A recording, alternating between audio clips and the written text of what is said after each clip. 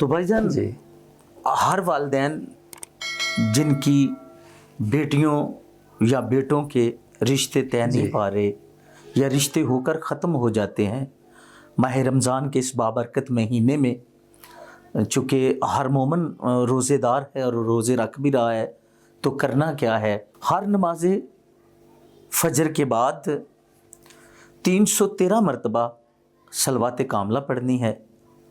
پھر اسی ترتیب سے جس ترتیب کو مولا امام جعفر صادق علیہ الصلوۃ والسلام نے بیان فرمایا ہے، سب سے پہلے 34 مرتبہ اللہ اکبر، پھر 33 مرتبہ الحمدللہ، پھر 33 مرتبہ سبحان اللہ کی ایک تسبیح پڑھنی ہے۔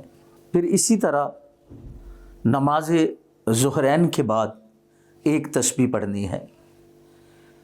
یہ عمل 11 دن تک آپ نے مسلسل کرنا ہے۔